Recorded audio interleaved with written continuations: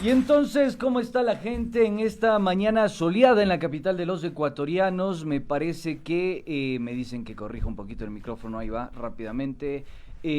Mañana soleada, les decía yo, en la capital de los ecuatorianos. Esperemos que en cada rincón donde usted se encuentre también exista muchísimo sol. Esto es 7F, la otra política, y el plus lo pone usted. El día de hoy, conmigo... no es Chimi, no es Churri, es el Sensei. ¿Cómo estás, Sensei? Buen día, Orlando Pérez nos acompaña en los micrófonos de 7F. Estaremos desarrollando el programa 7F y su servidor, por supuesto, Andrés Durán, con quien llevaremos a cabo este programa. Sensei, ¿cómo estás? ¿Qué tal? Mucho gusto, Andrés, qué gusto estar también acá con ustedes. Un abrazo, un saludo a toda la audiencia de Pichincha Comunicaciones, que efectivamente se constituye una audiencia privilegiada, de gran prestigio y de gran nivel, además de debate público, por lo que veo en las redes sociales, el debate que ahí provocas, que se provoca por puesto el programa, por ejemplo, de Liceña y de Alexis Moncayo, me parece también muy interesante. Así que es una audiencia a la que hay que respetar. Y ese respeto pasa porque también los medios de comunicación tenemos que elevar nuestro nivel de enfoque, de análisis, de investigación, de datos, porque...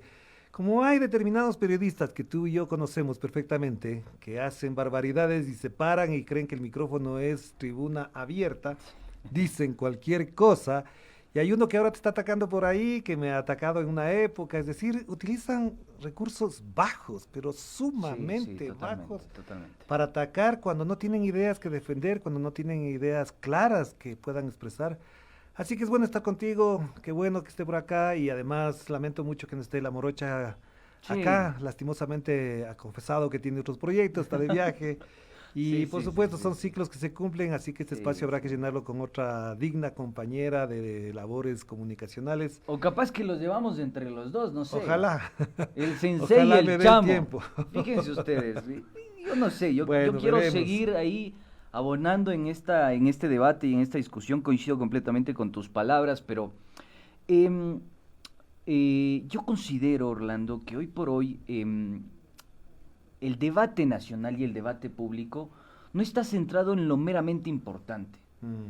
Entonces, si uno se pone a pensar y dice, a ver, yo quiero decirles y anticiparles a ustedes, queridos amigos oyentes y gente que nos puede seguir a través de nuestra señal streaming a nivel mundial, en cualquier parte de la China hasta la línea ecuatorial, usted nos puede seguir en vía streaming, www.pichinchacomunicaciones.com.es. Decirles que este es un programa atípico, acá nos vamos a explayar, vamos a hablar algunas cosas, no vamos a hablar piedras si alguien esperaba que hablemos piedras. Tenemos responsabilidad ulterior, respetamos un código deontológico, pero sí me parece sensato también cuestionar el rol de los medios. Y creo que vamos a pasar revista por este ámbito, cuestionar el enfoque, el framing, el encuadre noticioso de algunos medios de comunicación, y también creo que centrar un poco el debate. Han ocurrido hechos inéditos en la historia de este país, recientemente el caso Ciadi, que se lo topó en Punto Noticias, el tema que sigue llamándome a mí muchísimo la atención con las vacunas, que tiene que ver con esta situación de que a veces existe una especie de preferencia por una determinada vacuna, y por supuesto el palo que ha recibido Leonidas Diza en torno a su elección dentro de la CONAIE, hoy presidente del Consejo Político de la Confederación de Nacionalidades Indígenas. Esto se ata a otros casos. ¿Con qué te gustaría iniciar? Pero además, es muy interesante lo que acabas de decir, porque yo siempre digo, cuando doy clases, cuando estoy en las tareas casi que de profesor, que hay que diferenciar muy bien entre lo importante, lo urgente y lo interesante. Sí. Y más que hablar de lo importante y lo urgente, en algunos medios de comunicación parecería que prima lo interesante. Y lo interesante puede ser, claro, por supuesto, atractivo para mucha gente, pero no es necesariamente lo que la gente requiere escuchar, de lo que se tiene que alimentar, y sobre todo lo que es una máxima de la comunicación. A nosotros nos escuchan, a los periodistas, nos leen, nos ven, nos escuchan, porque creen que estamos informados y que con esa información que transmitimos, posiblemente tomen decisiones importantes, tomen decisiones al día siguiente o inmediatamente. Es decir, voy a ir desde lo más básico hacia lo más... si es que yo digo que mañana va a llover y el periodista lo dice, la gente te cree, entonces mañana salgo con paraguas, con algo, y efectivamente la gente dice, el periodista lo dijo, en el medio lo dijeron. Como el INAMI más o menos. Exacto.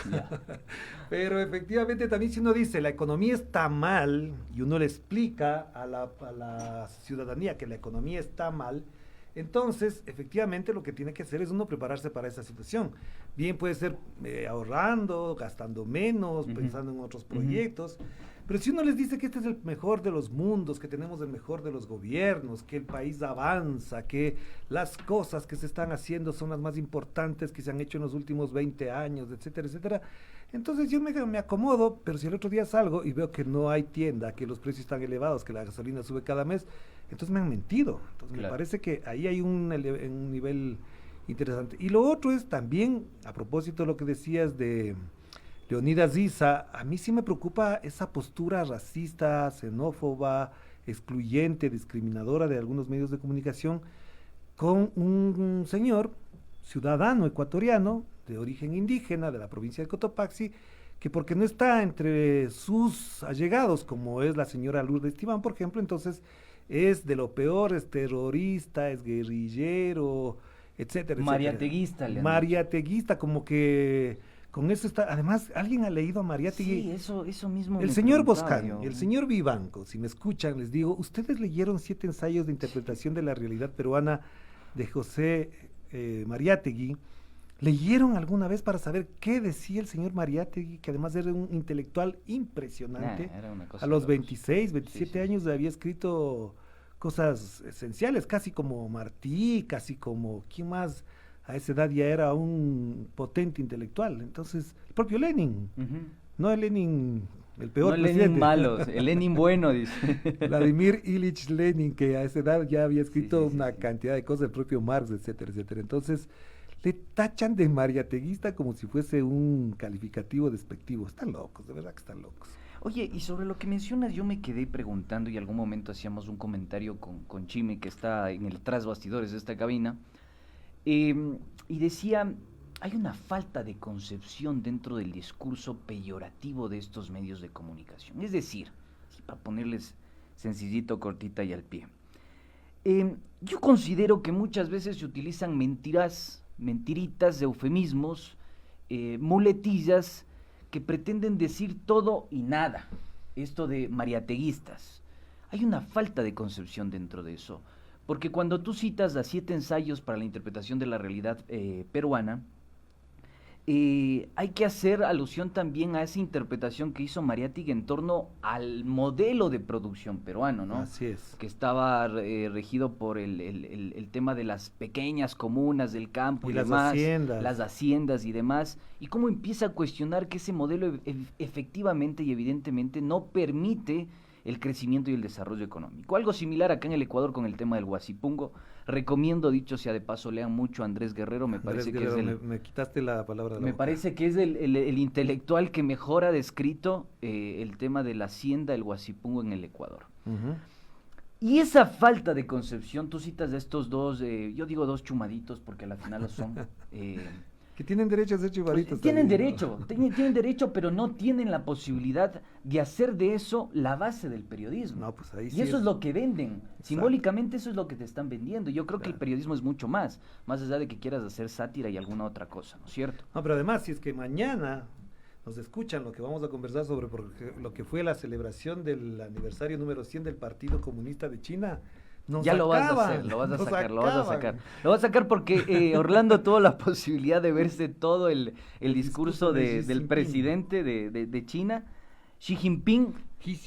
Ya, ahí está, tú lo tienes más claro. Entonces, decía que este eufemismo que se utiliza, con esta carga simbólica, así tan derretidos en sus asientos, sin una concepción profunda de la realidad, de lo que fue, de lo que significó, generar estos calificativos de manera despectiva me parece muchísimo, se asemeja muchísimo, se me viene a la cabeza, Orlando, el tema del mancartismo, ¿no? Lo que significó en Estados Unidos estas campañas sucias, por ejemplo, para el cineasta de Trump. Claro. ¿No? Que le adjudicaron, tú eres responsable de ser el que difunde la propaganda comunista en Hollywood. Y hubo una lista negra, se bajaron esa lista negra, hay una película encantadora, donde actúa uno de mis actores favoritos. ¿Cuál? Oye, me vas a tomar la lección, no lo recuerdo ahora, pero es el protagonista de Breaking Bad, es el protagonista de Malcolm in the Middle. Ya. Es él, Sí. es Walt. Yo lo tengo como Sí. Walt. No le recuerdo el nombre en este momento, pero es un actorazo. Y él interpreta esta película que te decía, y se me viene a la mente eso, o sea, la forma en la que cargas valorativamente, despectivamente, adjudicas estos valores de decir mariateguista a alguien, de calificarlo de esa manera, disminuyendo, reduciendo, eliminando toda una profunda concepción que existe detrás de aquello. Claro, pero además esto no es nuevo, porque No, no es nuevo, es fíjate viejo que estoy ya leyendo esto. un libro de Juan Ford. Juan Ford es un periodista argentino al que tuve el privilegio de conocer en el año 2001, 2002, si no me equivoco, en Página 12, cuando fui para allá.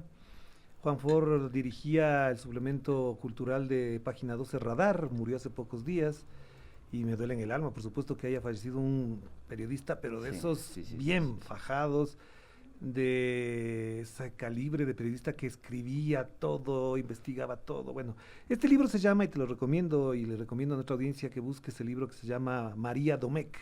María Domecq. Es casi como la historia de su familia, y hay una parte del libro donde cuenta el rol que protagonizó su abuelo, su tatarabuelo creo que es, en la gran huelga nacional de enero del 1919 en Argentina. Imagínate, en Argentina, en esa época, los trabajadores prácticamente laboraban 7 días a la semana, Sí, sí, sí, 16, 18 horas de trabajo, apenas descansaban 6, 4 horas, y se produce la huelga nacional para pedir trabajar 5 días a la semana o hasta el sábado Sí. y trabajar 8 horas al día. Pues lo que empezaron a calificar en los medios de aquella época, que eran los periódicos, es que se trataban de bolcheviques que habían llegado desde Rusia para protagonizar la sublevación. Y se forma la Liga Patriótica, a la que la policía y el ejército le entrega armas para que repriman al pueblo. Se matan, cifras oficiales, 740 ciudadanos, cifras de los historiadores y de los testimonios posteriores, más de 3.000 muertos, Sí. más de 10.000 heridos y algunos desaparecidos, pero la destrucción es total. ¿Por qué te hago relación a esto? Porque imagínate, 1919, apenas habían sido 2 años del triunfo de la revolución bolchevique y ya supuestamente estaban instalados ahí, en Argentina, para asesinar. Entonces, claro, por supuesto, se arma todo el andamiaje ideológico para justificar la represión y la masacre a los ciudadanos argentinos que estaban peleando por unos derechos que eran prácticamente ya normales para aquella época. Entonces, te refiero a esto porque en esa época ya les decían bolcheviques. Después vinieron los guevaristas, los castristas, ahora son los chavistas, los correístas, y todo ese andamiaje ideológico y político de quienes dicen no tener ideología, evidentemente se instala todos los días con el único propósito de ¿qué? De desprestigiar al adversario. Y con desprestigiar al adversario con sus calificativos, además arman toda una estructura que pasa con caricaturas del señor Bonil, que antes era de izquierda, más izquierdoso que vos y yo juntos, y de otros más que eran caricaturistas de la izquierda. Ahora resulta que son más neoliberales que Milton Friedman o que el mismo Augusto Pinochet. Sí. Entonces, no se entiende, de verdad que no se entiende. Si ahora hablamos del Partido Comunista de China, entonces vamos a decir que estamos apelando a los chinos. Oye, me hiciste recordar algunas cosas que no las tenía en el radar y son simpáticas, ¿no? Porque después vino el tema de la presidencia de Hipólito Yrigoyen, recordar que Claro. constituyó la Unión Cívica Radical, Así y la es. Unión Cívica Radical se constituyó en uno de los clivajes más importantes en la Argentina, hasta la presidencia que viene después del proceso de reunificación nacional, que fue la dictadura militar en Argentina, Exacto. ¿no? Ajá. Entonces había esa disputa entre peronistas y radicales, y fue bastante interesante lo que mencionas. De hecho, alguna vez yo escuché a un historiador, Piña se llama él, decir que en realidad la revuelta que acabó con la masa obrera, Ujú. la más importante fue la que sucedió acá, pues en 1922. Claro, con porque las estoy cruces hablando en el agua. de Argentina del 19 y acá el 15 de noviembre de 1922, que es casi la misma época, y para aquella época, ¿qué peleaban los trabajadores de aquella época? Las mismas Las cosas. mismas cosas, Las mismas exactamente. cosas, derechos y garantías conquistados por la izquierda, no por la derecha. Sí. Porque la mayoría de las conquistas, incluso feministas, han sido logros de la izquierda o del progresismo, como lo quieran llamar ya ahora. Y en esa perspectiva es donde se ha logrado, por ejemplo, las 8 horas de trabajo, la seguridad social, el respeto a las vacaciones, etcétera, etcétera. Ha sido conquistas de la izquierda. La derecha no ha entregado nada gratis. Ujú. Han costado miles de vidas en el mundo entero. Pero gracias a eso, efectivamente, la derecha ha construido un discurso xenófobo, discriminador, excluyente, que es el de los comunistas, el de los bolcheviques, de los guevaristas, de los castristas, chavistas, correístas, senderistas, ahora pobre Pedro Castillo en Perú, perdón, Castillistas. castillistas le van a sacar la madre Sí, sí, todo sí, el sí, tiempo sí, sí. porque uno de sus colaboradores supuestamente estuvo en alguna vez en Sendero Luminoso. Él ha salido más de una vez a decir que no es cierto, pero ya, bastó que alguien le calificara como tal. Entonces, un colaborador de él es absolutamente senderista y se jodió, pobre Pedro Castillo. Sí, yo le recomiendo en relación a lo que estamos conversando con Orlando, con quien estamos llevando este 7F Plus, la otra política, aquí hablando un poquito de piedras, así para que usted también se vaya Hablando metiendo. piedra se va a llamar este programa. Hablando piedras lo vamos a poner, para que usted se vaya metiendo acá al debate, discusión, comente, interactúe con nosotros en las redes sociales, ahí tiene Facebook, tiene YouTube. Yo les voy a pasar acá el dato, véanse la película de Dalton Trumbo. Ah. Sí, Dalton Trumbo, La lista negra de Hollywood. Yo Exacto. creo que está bastante bien explicado Muy buena película, sí. ahí lo que sucedió en torno, incluso a lo que sucedió en torno en Estados Unidos, con el tema de esta disputa comunismo. Comunismo igual a negro, oscuro y todos los peyorativos que puedan existir. En ese tiempo existía esa concepción Sí, y lo es que verdad. padeció Dalton Trumbo es bastante perturbador. Incluso Charles Chaplin estuvo incluido en esa lista. Si me robaste la... Exacto. Estuvo incluido dentro de esa lista negra. Estuvo en incluido Hollywood. dentro de esa lista porque tenía unas ideas propias, porque había hecho unas películas, porque tenía unos pensamientos propios y resulta que estaba en la Sí, lista sí. del macartismo absoluto. Ahí. Exactamente, el macartismo fue el que impulsó esto y parece que el macartismo sigue vigente. Y sabes que me facilita, Chimi, que está por ahí, un capture de una nota del Expreso. Dice, Campesino de Cotopaxi, archivo Expreso, dice así, ¿no? La actividad económica de Leonidas Issa Salazar transcurre por fuera de los radares del control estatal. Ante el Servicio de Rentas Internas de SRI, la Agencia Nacional de Tránsito y el Registro de la Propiedad no consigna bienes a su nombre. A sus 39 años no tiene vehículos, casas, terreno, ni un sueldo mensual. Y pienso un poco en la mundanidad que existe, ¿no? Y digo, oye, si tienen la facilidad de sacar notas sobre esto, ¿por qué no sacaron, por ejemplo, algo en relación a lo de Big Money? Con Don NASA, que ahora se ha vuelto popular en las redes sociales. ¿Qué pasó con eso? ¿O qué pasó en torno a INA Papers? ¿Qué pasó en torno a los casos de reparto en la Asamblea, que dicho sea de paso, entre 2017 y 2021, quedó ahí? Nadie sabe, nadie supo y parecería ser que nadie sabrá cómo se va a resolver los casos de reparto político dentro de la Asamblea, Pero fíjate, dentro del Poder Andrés, Legislativo. el señor Pablo Dávalos, economista que nosotros conocemos, que se le ha entrevistado, que además es un reconocido dirigente también, asesor de la CONAIE, le responde a ese mensaje, a esa nota del diario Expreso y dice, lo que no se publica es que el grupo Granasa, dueño del diario Expreso, en el 2019 pagó el 0,81% de impuesto a la renta sobre un ingreso de 19,3 millones de dólares. Teleamazonas pagó el 0,53% de sus ingresos de impuesto a la renta y el comercio pagó el 0,08% de sus ingresos de impuesto a la renta. Es decir, quienes demandan de un ciudadano de 39 años, que no tiene vehículos, que no tiene casas, que no tiene terrenos ni un sueldo mensual, son los que pagan el menos del 0% de impuesto a la renta por ingresos de 19 millones. Me imagino que de Teleamazonas será superior porque el ingreso de Teleamazonas es mucho más alto, Claro. por supuesto, no tengo aquí el dato, a lo mejor Pablo Dávalos, si nos escucha, que es un fiel oyente, también nos puede pasar ese dato. Es decir, ellos se buscan a Leonidas Issa, les purgan, le descubren que no tiene carros, no tiene vehículos, no tiene terrenos, no tiene nada, y por lo tanto no pagan impuestos. ¿Pecado? No. Oye, me tomas la lección y yo recuerdo otro dato. Y vamos así sacando datos, porque datos que perturban, o sea, no son ni siquiera datos de color, datos que perturban. ¿Por qué? Porque A Leonidas le hacen esta purga, ¿no? Esta purga comunicacional, periodística, dirían ellos, pero no hacen la purga, por ejemplo, con los grandes grupos económicos, con lo que ganaron las utilidades inmensas del sistema financiero privado del país. Más de 200 millones de dólares del año 2020. Fíjate tú, el tema también de que traigo a colación, y con esto nos vamos rápidamente al corte, es varios de estos grupos económicos mencionados, que son evasores, que de alguna forma la presión fiscal sobre estos grupos económicos bordea el 0.5, en el mejor de los casos ha llegado al 1%, son financistas de portales digitales, Por supuesto que sí. Uribe Schwarzkopf, Grupo Novis y otros. Los bancos. Los bancos, Banco de Guayaquil, Banco de Pichincha, son financistas de grupos privados, y esos grupos privados, en promedio, la presión fiscal o la contribución que ellos dan al fisco es de entre el 0.5 al 1%. Entonces, la evasión, según la CEPAL de este país, es de 7.500 millones de dólares. 7.500 millones. Vamos al corte. Vamos al corte. Pero eso, ¿dónde está, querido Expreso? Diario Eso es lo que Expreso, quiero preguntar. Camelle, póngase pilas. Vamos ahí.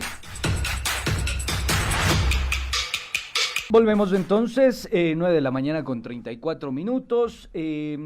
Decirles que estamos acá intentando hablar piedras, disfrutando esta charla tan amena con el sensei Orlando Pérez, tratando de aprender y desaprender, decía un famoso... Que es más lo que tenemos que desaprender que lo que aprender a veces, Es ¿no? bien complicado, ¿no? Sí, bien complicado. es verdad. Y hablando de desaprender, yo te quería traer a colación este tema. Que me parece interesante, y con esto cerraríamos este análisis del framing, del encuadre noticioso de todo lo que se dice, pero lo que no se dice es lo más preocupante, y eso es lo que llama la atención, porque tú sabes que yo algún momento hice un videíto en el portal Voces, que lo puse, me apropié de un nombre, La dictadura perfecta, y ahí me metí a analizar la composición del discurso. La dictadura perfecta es un artículo de Mario Vargas Llosa que habla sobre México, ¿no? También. Y Mal es una copiado. película. Y es una Y es una película que viene después. Sí, después. Donde actúa este famoso Sí. actor. Y es muy mexicano. buena la película, es espectacular. Espectacular. Sí, Entonces, pero el artículo original es de Mario Vargas Llosa, que ahora es el que pide que se haga un golpe de Estado contra Pedro Castillo. Sí. Oye, qué paradojas que tiene la vida y la sociedad. Pero Bueno, bueno, te entonces... decía que te traigo a colación esto porque ahí analicé a 5 grupos que son financistas de la posta, por ejemplo. Y estos 5 grupos económicos generan, sumando la facturación de estos grupos económicos, generan 1.500 millones de dólares. Y pagan el 0.1%. Y a pesar de eso, posicionan fuertemente el discurso de que hay que bajar la carga impositiva, de que el país es supremamente caro, que tiene costos espeluznantes, que eso ahuyenta la inversión privada. Ecuador está por debajo del promedio de pago de impuestos de América Latina, por debajo del promedio. No tengo ahorita la cifra, pero eso sí me quedó ¿Y grabado. por qué eso? Yo pregunto, Orlando, ¿por qué eso no es espeluznante para la prensa nacional? Porque son parte de ese sector. Ya. Por supuesto que sí, eso es parte de su lógica. No te olvides además que esos auspicios tienen su costo. Yo no me olvido jamás el dato de que la revista Vanguardia, que la dirigía José Hernández, pagaba la nómina con la publicidad del Banco de Guayaquil, que pagaba la contratapa de la revista. Ya. Si te paga la nómina un banco, si tienes que someterte a esa dictadura del capital, porque si te quita la nómina, efectivamente, la publicidad que marcha la nómina. Lo mismo pasa con algunas emisoras de Guayaquil, que si les quitan el auspicio de la alcaldía de Guayaquil, dejan de ser emisora, porque no van a tener plata para sostener eso. Y de hecho, voy a decirlo en estos términos, buena parte de la conducta de esos medios de comunicación en Guayaquil, sobre todo radios, está anclada a la creación de una buena imagen de la alcaldía, porque es efectivamente la que le sostiene. Entonces, evidentemente ahí tiene sentido entender por qué toda esa corriente de opinión a favor de una buena imagen de la alcaldía de Guayaquil, que con todo lo que ha hecho, no voy a deslegitimar lo que ha hecho, todavía no alcanza a resolver los problemas fundamentales de esa ciudad. Claro. Pero bueno, cambio se trata de la señora Viteri, del señor Jaime Nebot, pero se trata de Yunda, entonces sí. Y algo que le faltó decir en la mañana a Alexis Moncay es que el señor Yunda no es que gobernó solo la alcaldía, gobernó con toda la derecha, pues, porque le entregó al señor Bernardo Abad, a la señora Luz Helena Coloma, al señor Guarderas, es decir, a esos concejales del lado de la derecha les entregó la administración y ahora se van a tomar completamente lo que no pudo hacer el señor Yunda. Imagínate que la Revolución Ciudadana tenía la mayoría de concejales, es decir, la minoría más grande, creo que tenía 9, si no me equivoco, nunca les entregó nada. Pero a los otros que eran minoría, porque el señor Bernardo Abad, ¿de dónde salió? Con una concejalía, tenía el control sobre la emisora y otras cosas más. Entonces, efectivamente, sí hay una vinculación muy fuerte entre los medios de comunicación, la conducta de ciertos políticos y, por supuesto, el impulso, entre comillas, digo esto, de los grandes emporios económicos de este país hacia esos medios y a esos políticos. Si usted se preguntaba entonces por qué le dan palo a Leonidas Issa, pues bueno, ahí tiene, cortita y al pie, acá tenemos un poco de la explicación para que haga usted el gol y saque sus propias conclusiones. Oye, pasemos revista, Orlando, ¿te parece? Sobre otros temas. Claro. Tú te revisaste de manera minuciosa, sistemática, el discurso del presidente de China. ¿Qué pudiste dar ahí? A ver, es muy importante este acontecimiento y no va a salir en los medios de comunicación. En algunas cadenas he visto que hay un resumen muy sucinto y mal hecho además. Ayer tomé nota de lo que dijo el presidente chino y es muy importante porque en la celebración del primer centenario, como él dijo, el primer centenario del Partido Comunista, de China, él ha dicho algunas cosas que las resumí en la siguiente síntesis que hice. A ver. Uno, la continuidad de importancia del Partido Comunista de China, hizo hincapié en el rol que ha jugado en la planificación, en el desarrollo de la economía, de la sociedad, etcétera, del Partido Comunista de China, que incluso tiene la militancia más grande del mundo, creo. Claro. 2, la proyección a cumplir el objetivo del socialismo con características chinas. Y él mencionó una frase que ahí me quedó latente, me dijo, él habla de la economía del mercado socialista. Mencionó la economía de mercado socialista y claro, hizo una explicación de los alcances que eso significaba. El tercer punto que me parece muy importante para esta época, donde parecería que todo se vino abajo, dice la importancia de las bases marxistas, leninistas de Mao y pensadores chinos, así como su ajuste a las realidades chinas. Reivindica el marxismo-leninismo, reivindica el pensamiento de Mao Zedong y por supuesto todos los pensadores chinos de los últimos tiempos, que hay un montón, es decir, no son pocos los pensadores chinos. Yo por incultura quizás no tengo toda la lista, claro, pero hay una cantidad de pensadores chinos que han desarrollado una cantidad de teorías y demás. Que no está en nuestro radar occidental. Para nada, pero yo me imagino, y lo voy a decir en tono de ironía también, quienes más preocupados deben haber estado y quienes más atención le deben haber puesto al discurso de Xi Jinping deben ser los estadounidenses, que deben haber estado escuchando, porque dijo cosas como, por ejemplo, la importancia de avanzar en una sociedad basada en la ciencia y en el desarrollo científico para garantizar la felicidad del pueblo. Palabras más, palabras menos, también mencionó lo que en su libro, que lo leí de él, plantea como el objetivo al año 2050, es decir, ser la potencia tecnológica, científica, cultural, política también, y no voy a dejar de lado la parte militar. También mencionó fortalecer el vínculo con el pueblo, que implica vivir sus alegrías y pesares. En esta parte tuvo incluso una postura poética el presidente chino, que levantó de las sillas a los miles de espectadores que habían ahí, y también habló de algo que, por eso te decía, va a generar preocupaciones: impulso a la modernización del ejército para la defensa sin intenciones injerencistas o amenazas a otros países. Ahí le tiró la pelota. Claramente, porque dijo, además, textualmente dijo, nunca hemos invadido un país, nunca hemos colonizado otro país, hemos trabajado aquí con respeto a la paz, etcétera, etcétera. Y dijo además algo que se extendió en su parte fundamental, creo que es importante que lo diga un presidente de una nación como la China. China defiende el orden y la paz mundial. Habló enfáticamente varias veces sobre el tema de la paz, el significado de la paz. Este discurso, por supuesto, es muy importante porque además dijo un punto importante: es la defensa de la unidad de la nación china y la administración de Macao y Hong Kong por sus habitantes.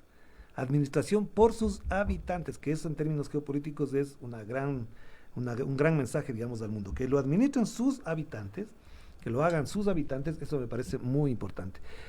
Pero ¿por qué hacemos mención a esto? No solamente porque los demás medios no van a hablar de esto, y si lo hacen habrán interpretaciones bastante baladíes o bastante antojadizas, sino porque efectivamente hemos descuidado lo que pasa con China. No te olvides que China es el país donde se inició la pandemia, hay especulaciones y elucubraciones tiene apenas 4.700 muertos de la pandemia con coronavirus. Qué locura, ¿no? No te olvides las imágenes impresionantes de la construcción de ese hospital que se lo hizo sí. creo que en un mes o algo así. Un mes, Un hospital impresionante que después se desarmó. Es decir, tienen la capacidad de responder a las necesidades del pueblo. Aquí en este país, ¿qué es lo que hizo el señor Lenín Moreno con la pandemia? De entrada, primero, darle las vacunas a sus amigos. Segundo, dejar que los hospitales se llenen y que los muertos floten en las calles de Guayaquil o que la gente saque sus cadáveres de incendiar en las calles. Esas imágenes dieron la vuelta al mundo. China ha plantado ante la idea, ante el imaginario del mundo que efectivamente paso a paso, pino a pino, como ellos señalan, en 500 años se consolidarán como una potencia, para ellos fundamentalmente de orden cultural. ¿Qué implica esto? Dos cosas. Uno, que la gente haga cosas, piense cosas y decida cosas a partir de lo que China esté produciendo y esté generando. Eso es bien complejo. No queremos decir que con eso nos volvamos chinófilos o algo por el estilo. Sí, porque tengo miedo que ya nos vayan a decir senderistas o algo por el estilo, comunistas, ya empiecen a aplicar el macartismo contra nosotros, pero yo creo que lo que traes a colación es súper importante. No, pero termino la segunda parte nada más. Dale. Solamente con esto rapidito. La segunda parte me parece que es muy importante porque China está en el continente y en la zona de mayor tensión mundial y militar del mundo. Ya no, en América no hay guerras, salvo lo que pasaba en Colombia, es lo último. Geográficamente. Pero en África las guerras prácticamente han desaparecido, en Europa no hay guerras, en el Medio Oriente. En África tienen conflictos, pero son internos. Claro, más, pero ¿no? está en la zona más, y va a constituirse en el árbitro de esos conflictos, además China. No te olvides que tiene el ejército más grande del mundo, tiene la fuerza naval más grande del mundo. Entonces me parece que lo uno, la conducta política, cultural que adquirirá China, pero la otra es va a tener un rol decisivo en lo que pase en esa zona, en Asia, que es la zona del mundo, del planeta, donde más desarrollo, incluso industrial, comercial, tecnológico y científico, está ocurriendo en este momento. Oye, lo que traes a colación es súper interesante y yo les tengo por ahí un datito de color, este no es perturbador, es de color. Ustedes deben tener en el radar a la ciudad de Ordos, en China. Es una ciudad que incluso, o sea, para que ustedes dimensionen el poder de esta nación y el desarrollo que ha tenido en los últimos años, que incluso el gobierno chino ha depositado una inversión ingente de recursos, aproximadamente son 6,000 millones de dólares, para llenar esa ciudad que estaba completamente deshabitada y estimular a la población, porque hay una concentración demográfica en China, en algunas zonas, y incentivar a esa población para que vaya a vivir en esas zonas demográficas con menos densidad poblacional. Uh-huh. Y es supremamente interesante porque en nuestros países sucede todo lo contrario. De hecho, hay una ciudad, si no me equivoco, no me acuerdo ahora el nombre, una ciudad donde replican los grandes monumentos, por ejemplo la Torre Eiffel, etcétera, las pirámides de Egipto, donde van más turistas al año de los que van a ver las originales. Oye, imagínate esto, que ellos tienen esa capacidad y de convocar y de generar el turismo y de asentar todo lo necesario y de digitalizar y constituir esa ciudad en una ciudad inteligente. Yo digo, qué interesante, mientras en este país estamos clamando porque no cierren los infocentros, que ya los cerraron, y estamos clamando porque realmente se reactive una política pública que permita a que todos los ecuatorianos nos conectemos a este submundo, diría yo, pero en realidad más que submundo es una mega diversidad que existe dentro del mundo digital, el ecosistema digital. Y China tiene esa capacidad y me parece supremamente interesante y son cosas que no se difunden. Y nosotros más bien tenemos un corte recontra occidental y estamos tan perturbados con ese occidentalismo que hace poco muchos sectores que tienen cierta capacidad adquisitiva en este país y en esta ciudad viajaron a vacunarse en Estados Unidos con la Pfizer. Uh-huh. Pero además, yo creo que lo que estamos hablando de China a propósito del 100 aniversario del Partido Comunista de China es muy importante por dos razones. La una que te decía es la parte ideológica, política que está planteada, y la otra es porque más allá de lo que quieran o no quieran, por ejemplo, aquí se ha denostado, se ha hablado barbaridades de los chinos, resulta que incluso ya por poco había un señor llamado Balda, que no me acuerdo de su nombre, Fernando Balda, que decía que quería instalar bases militares y condenarle que le ataquen a China. Llegaron unas nuevas autoridades que prácticamente se han pronunciado con una xenofobia contra los chinos. Resulta que los chinos nos donan 7 millones de vacunas. Sí, sí, sí. 7 millones de vacunas. Aquí está poniendo a Alexis Moncayo que estamos tan activos que creo que nos han vacunado con la vacuna china. Que está el ping pong, ping pong, ping pong. Oye, y a propósito de lo que me dices... A lo mejor sí, Alexis, nos vacunaron con la China y estamos activos, estamos ahora felices. Cambiados, nos pusieron un chip. Nos ¿Te pusieron acuerdas ya que el decía, chip? Sí, sí, sí. ¿te acuerdas sí, que sí, decía que nos van a poner un chip en la vacuna? Sí, Ya sí, creo que sí. estamos con el chip. Ya estamos con el chip, nos van a decir que estamos ya, somos Sinovac ahorita. Claro. Oye, pero te traigo a colación este tema y saltamos del tema de las vacunas y seguimos en esto. Fíjense ustedes y pongan mucha atención, por favor, porque seguimos en la construcción de este encuadre noticioso. Hemos pasado revista por Leonidas Issa y ahora vamos con China, pero porque justamente no dejamos de tratar algo que es pernicioso para la democracia y la salud mental de todos y de todas los ecuatorianos, de todas y de todos los ecuatorianos. Que tiene que ver con la forma en la que nosotros interpretamos el mundo, Orlando, queridos amigos. Yo ayer tuve la posibilidad, te contaba tras bastidores, que escuché una entrevista interesantísima con el doctor infectólogo Alejandro Macías, mexicano, miembro de la Academia Claro, lo he de escuchado, Medicina sí. Nacional. Lo he escuchado en varias entrevistas en Telesur, ha sido entrevistado varias veces ahí. Es un tipo espectacular. Muy, muy interesante, un tipo muy inteligente. En México, de hecho, hay grandes científicos, ojo. En México hay... Es que tiene academia, ¿no? Tiene academia. No te olvides que, por ejemplo, en México, pasar por el colegio de México es Colmex, muy importante. Colmex, claro. O sea, es como te da un estatus. Aquí, haber hecho Yacha, Iquiam, la universidad... Elefante Blanco. Elefante Blanco. Universidad de las Artes, no, pero en México haber Colmex. estudiado en el Colegio de Oye. México es muy importante. No, pero sí, bueno, sí. me decías de Oye, te decía de esto y qué bueno que lo traes a colación, lo que acabas de mencionar, porque efectivamente ellos tienen constituido una academia. Y se hablaba le preguntaban sobre la eficacia de las vacunas y desmitificaba el tema de las vacunas. A ver, ¿por qué la gente quiere ir a vacunarse con Pfizer? Y yo tuve la oportunidad de hacer un Vox Populi y acercarme a algunos lugares donde están vacunando y la gente iba y se acercaba al policía, al militar que estaba ahí y le decía, oiga señor, disculpe, le consulto a usted, ¿tiene Pfizer? Ajá.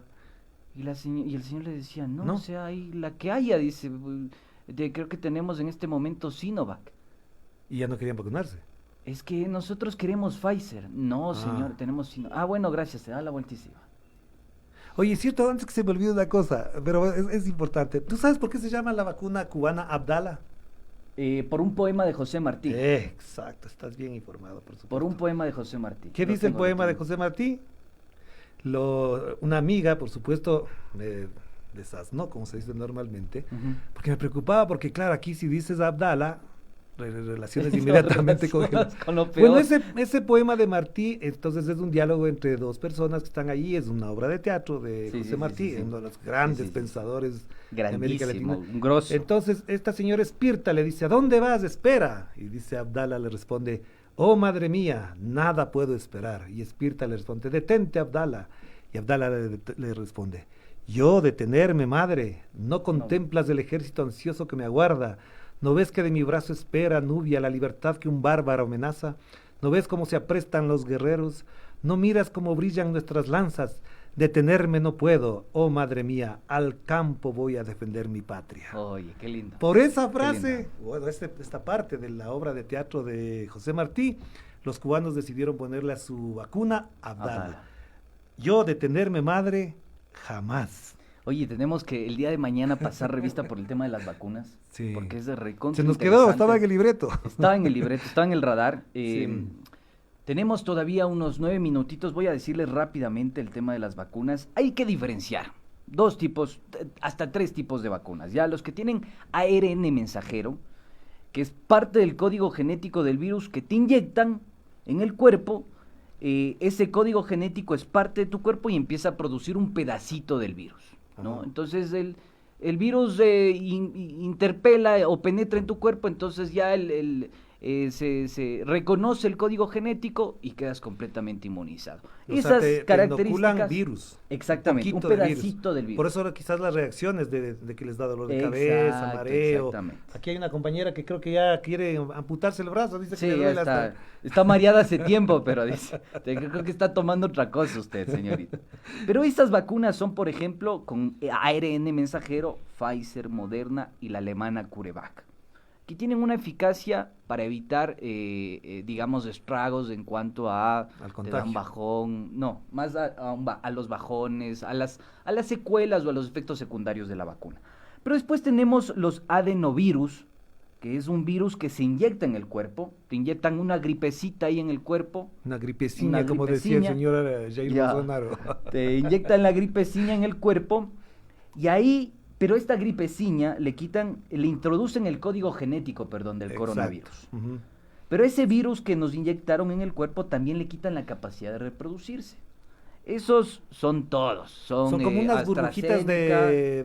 que encierran al virus. Exactamente. No le permiten expandirse. Exactamente. Exacto. AstraZeneca, Sinovac, son la mayoría de las vacunas. Hay estas dos diferencias. Perdón, Sinovac no, esa es la tercera clasificación de vacunas. Sinovac, por ejemplo, es la que te inyectan completamente el virus. Desactivado. Entonces le inyectaron a usted el virus completamente desactivado y eso va generando la inmunidad, ¿no? Pero es súper interesante porque a veces la gente dice, no, porque Pfizer es mucho mejor. No.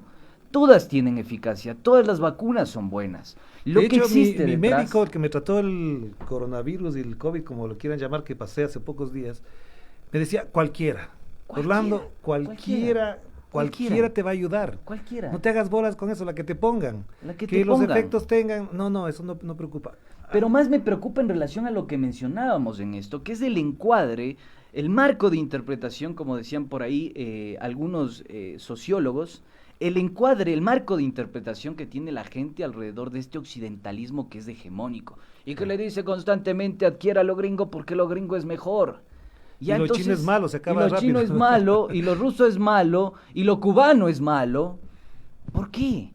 Acá explica el doctor Alejandro Macías, infectólogo de la Academia Nacional de Medicina de México, Ujú. que todas las vacunas son buenas, que hay una composición en el proceso genético que las diferencia. Y nada más, así que si usted le van a vacunar, acepte la vacuna que le pongan, porque si no, y pertenece a ese 5% que puede ir a parar en la UCI, va a terminar jodido y jodiendo seguramente a su familia. Claro, y además lo otro que es muy importante, a partir de esto, efectivamente, es todas estas elucubraciones, prejuicios de que la vacuna china viene con un chip, que la rusa viene con no sé qué cosa. Es decir, son parte de esa conjunción de ignorancia y de perversidad Totalmente. que se suman en determinados sectores. O sea, esto lo podrá decir un Martín Pallares y no me sorprendería. Que lo diga él desde su ignorancia, de su perversidad Totalmente. política que la tiene, creo, metida en el ADN. Entonces, si no tiene Pfizer, que se aguante nomás, pues. Claro. Ya, pero es problema de él. Pero la gente en general creo que acude normalmente. La gente con la que yo he hablado, que se ha vacunado, va, se vacuna, porque considera que efectivamente este es un tema de supervivencia. Y no te olvides otro detalle que es histórico. Los chinos como los rusos han sido los mayores creadores de vacunas en el mundo. Los rusos en particular han desarrollado casi que una tradición de generar vacunas porque han pasado por las duras y las maduras siempre, pero lo sorprendente es que un país como Cuba, bloqueado, asediado, hostigado, mal interpretado en un montón de sus cosas, desarrolla dos vacunas, Soberana y Abdala. Y va a vacunar, creo que antes de terminar el año, al 100% de la población. Y ojo con el plus, ellos van a vacunar gratis a los países que lo requieran. ¿Cuáles van a ser esos países? Van a ser las islas caribeñas, va a ser Haití, Dominicana, me imagino que vacunará también en Venezuela, pero ellos van a vacunar al 100%. Una amiga me contaba, me decía, ¿por qué no te haces un PCR? Le digo, porque acá cuesta $48. ¿Cómo que $48? Una amiga cubana. No, acá es gratis, te hacen PCR gratis todo el tiempo. Ya que le digas $48 un año después. Claro. Porque después puso la reglamentación. Porque hubo hasta $120, laboratorios que Sí, cobraban es una hasta locura. $120. Hay gente que me ha dicho, pagué $120 y cuando le fijaron el precio era menos de la mitad. Claro. Entonces Cuba, que además, ahí sí creo que es la grandeza de grandes pensadores, por eso te decía Martí, es casi que el padre de los pensadores cubanos, porque efectivamente él tiene un poema incluso para la medicina, Martí, que no me acuerdo ahora cómo se llama. Para ellos la medicina también es cultura, igual que este doctor que tú mencionabas de origen mexicano, la medicina es cultura. Totalmente. Aquí en cambio parecería que es negocio. Lo único que les importa a muchos, no a pocos, a muchos es que la medicina se convierta en una gran fuente de ingresos. Oye, mañana hagamos un programa sobre el tema de la medicina. Yo tengo aquí algunos datos que son perturbadores, de color, bonitos, hermosos, bellos, que nos ayudan a entender lo que realmente sucede. La disputa, ¿por qué no ha funcionado el sistema COVAX, por ejemplo? ¿Qué pasa? ¿Por qué nos llegan las vacunas que tanto decían que quería? Incluso el propio presidente de la República dijo, hay que vacunar con Pfizer y no con Rusia en su momento, sí. Tú recordarás. Y empezar a interpretar qué pasa con esto de Abdala, qué pasa con esto de Soberana en Cuba, por qué el país latinoamericano más vapuleado y vilipendiado en el discurso hegemónico 60 de los medios, años de bloqueo. 60 años ¿Qué país de de América Latina habría soportado eso? El único país de América Latina que hoy tiene 2 vacunas por falta y que le están dando palo igual a las vacunas y seguramente le darán palo por todo, y que dicho sea de paso, les tiro este dato, tiene un medicamento que en Estados Unidos cuesta aproximadamente $4,000, $5,000 adquirirlos, allá es gratis, y que combate el pie diabético y evita que a las personas les amputen. Ustedes saben que en el Ecuador es la primera causa de muerte, la diabetes. Bueno, en este país constituyeron un medicamento que previene eso. Y hay una serie de cosas maravillosas y hermosas, pero yo quiero cerrar. Se nos pasó el tiempo volando, una hora se nos sin pasó parar. Volando, pero yo quiero cerrar con un audio que tenemos a propósito de esto de la soberanía, del encuadre noticioso, del bajarse los pantalones frente a organismos internacionales, de no entender los derechos de este país. Mandemos el audio, por favor. Tratados o convenios bilaterales de inversión van a establecer una serie de cláusulas que van a ser útiles para el desarrollo de la inversión. Y dentro de esas cláusulas va a tener una cláusula de solución de conflicto. Como lo mencionó Patricia hace un momento, una de las dudas principales es quién va a juzgar o quién va a tomar una decisión al momento que un conflicto se presente. Y para ello se prefiere cortes imparciales, independientes, que puedan decidir. Y esas cortes internacionales, imparciales e independientes, son principalmente cortes arbitrales de corte internacional. ¿Por qué eso es importante? En los convenios bilaterales de inversión va incluida la cláusula de solución de conflictos que le abre una posibilidad, no solo al inversionista extranjero, sino que le abre una posibilidad al Estado. ¿Quién es esta señora? Ahí está, yo te cuento quién es esta ¿Por qué señora? pones esta señora? Por Dios, Ya. estábamos hablando bien bonito. Pongo esta señora por una razón, y ella es la jueza que estuvo inmersa en el pedido de resolución y verificación del artículo 422. Núquez. Teresa Núquez. Pero por Dios, 2018. acabaste con el programa, mal cierre. 2018. Pésimo cierre. 2018, Teresa Núquez nos dijo esto, y es la que hoy es jueza y parte de este proceso que pide y exige que vuelva el CIADI al país. Hablando un poquito de soberanía, de encuadre, de noticias, de datos perturbadores, estos señores ha sido 7F, Hablando la otra piedras. política, Hablando Piedras con el sensei Orlando Pérez. Nos veremos el día de mañana. Ustedes tienen las conclusiones, Orlando. Usted tiene el plus. Usted tiene Mañana el plus. volvemos. Mañana volvemos. Nos vemos. Chau.